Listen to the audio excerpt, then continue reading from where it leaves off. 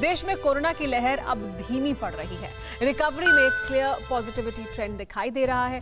Corona के active case में भी कमी आ रही है। सिर्फ 8 राज्यों में रोज 10,000 से ज्यादा मामले आ रहे हैं। 26 राज्यों में नए केस से ज्यादा संख्या में मरीज रिकवर हो रहे हैं। सिर्फ 8 राज्य ऐसे रह गए हैं जहां 1 लाख से ज्यादा एक्टिव केस हैं। चाइनीज वायरस से हिंदुस्तान जंग जीत रहा है, लेकिन एक युद्ध और लड़ा जा रहा है। इजराइल और फिलिस्तीन में जंग खौफनाक मुकाम तक पहुंचने लगी है।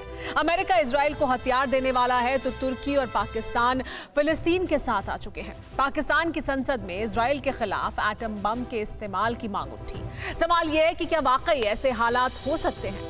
मिडिल ईस्ट के वॉर ग्राउंड का हर अपडेट सामने रखती ये सुपर एक्सक्लूसिव रिपोर्ट देखिए। शुक्र है पाकिस्तानियों के पास चोरी का एटम बम आ गया। चीन और अमेरिका ने खैरात में कबाड़ा हो चुकी मिसाइलें दे दी, वरना जिन्ना के मुल्क की जंग वाली जहनी बीमारी कैसे जमाने के सामने आती। 3200 किलोमीटर दूर युद्ध चल रहा है और पाकिस्तानी इस्लामाबाद में बैठकर फेफड़े फुला रहे हैं। पाकिस्तान की संसद में जुबानी मिसाइलें उड़ाई गईं, एटम बम की बातें की गई और इमरान के शागिर्द तालियां पीटते रहे। सवाल यह है कि क्या पाकिस्तान परमाणु युद्ध चाहता है? क्या पाकिस्तान इजराइल पर मिसाइलें दागेगा? क्या पाकिस्तान को जंग का खौफनाक अंजाम पता है? पाकिस्तानियों को जंग हारने का पुराना तजुर्बा है। इस्लामाबाद के नाकारों से लेकर पिंडी के कायर जनरल अपनी औकात भी जानते हैं, लेकिन कहने में क्या जाता है। पाकिस्तान जैसे बित्ती भर का मुल्क कुछ भी कहे, इजराइल पर शायद ही असर पड़े, क्योंकि बेंजामिन नेतन्याहू ने फिर ऐलान कर दिया है कि इजराइल की हिफाजत के लिए हर हद पार करना कबूल है। तय हो चुका है कि ये जंग जल्द नहीं रुकने वाली। गाजा पर हो रही बारूदी बारिश जल्द नहीं थमने वाली। इजराइल फैसला कर चुका है कि जब तक वो हमास के हर कमांडर का खात्मा नहीं कर देगा, तब तक ना तो चैन से बैठेगा, ना ही चैन से रहने देगा। ठीक इसी तरह 8 दिन से गाजा में बारूदी गदर मचा हुआ है। कोई नहीं जानता कब, कहां और कैसे आसमान से रॉकेट रूपी यमराज कपाल पर बैठ जाए। दिन हो या रात, सुबह हो या शाम, जब मौका मिलता है टारगेट ऑन होता है और आसमान धुएं के आगोश में समा जाते हैं। हफ्ते भर से ज्यादा का वक्त हो चुका है। ना तो हमास के हमले थम रहे हैं, ना ही इजराइल मानने को तैयार है। दोनों तरफ से जोरदार रॉकेट दागे जा रहे हैं। इजराइल के हमलों में अब तक 212 फिलिस्तीनी मारे जा चुके हैं। मरने वालों में 36 महिलाएं और 61 बच्चे शामिल हैं। इजराइल के हमलों में 1,500 से ज्यादा लोग जख्मी हैं। वहीं हमास के हमलों में 2 बच्चों समेत 10 इजरायली नागरिक मारे गए हैं।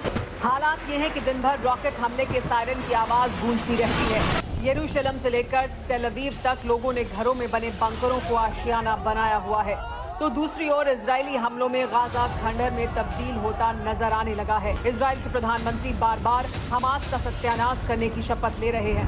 बेंजामिन नेतन्याहू बार बार कह रहे हैं कि वो अपने नागरिकों की हिफाजत के लिए हर हद पार करने को तैयार हैं। इजरायली हमले में गाजा में हमास के ज्यादातर बड़े कमांडर मारे जा चुके हैं। जो बचे हैं वो लगातार इजराइल के शहरों को निशाना बना रहे हैं। सवाल ये है कि इजराइल फिलिस्तीन की जंग का अंजाम क्या होगा? क्या इन दोनों की अदावत दुनिया के लिए नई मुसीबत लाएगी?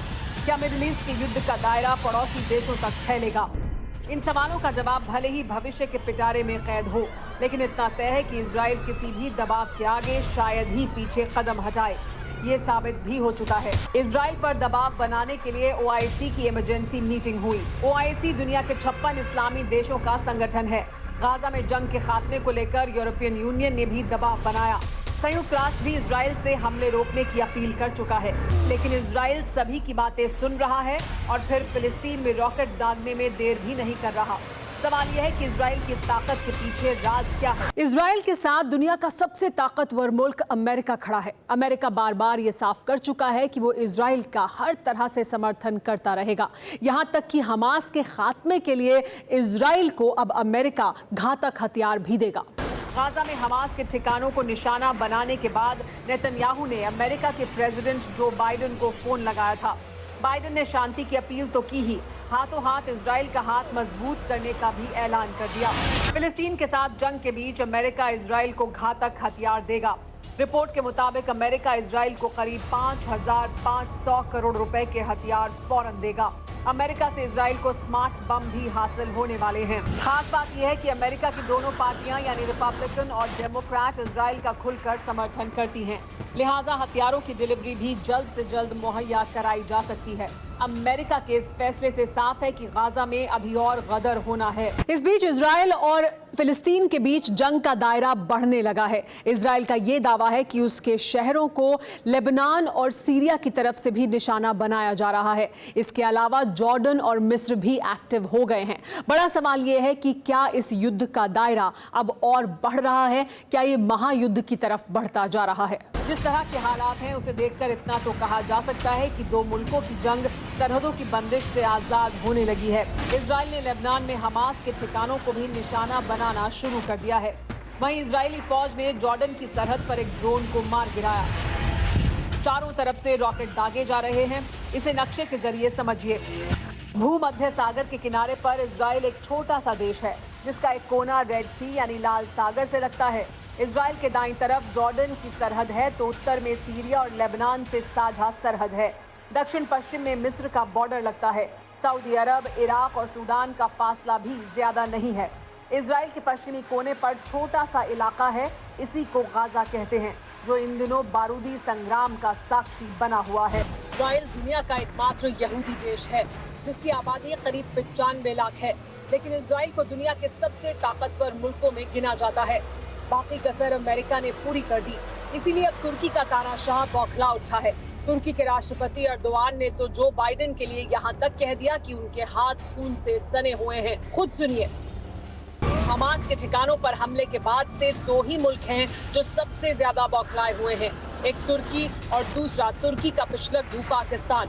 इस्लामिक देशों की मीटिंग के दौरान भी तुर्की और पाकिस्तान ही सबसे ज्यादा भड़के हुए थे। लेकिन अब मामला सीरियस हो चुका है, क्योंकि जिस वक्त एर्दोआन इजराइल को चुनौती दे रहे थे, ठीक उसी वक्त पाकिस्तान के विदेश मंत्री शाह महमूद कुरैशी तुर्की पहुंच गए थे।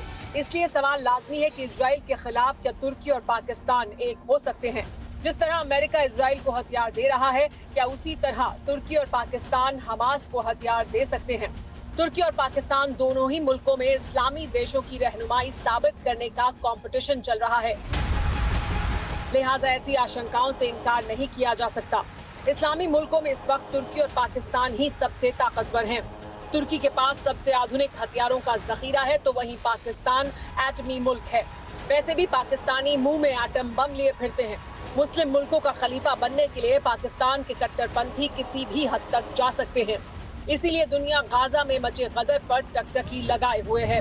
जाहिर है ये संग्राम जल्द शांत नहीं होता है तो महायुद्ध के विस्फोटक बवंडर से दुनिया का बच पाना बेहद मुश्किल होगा।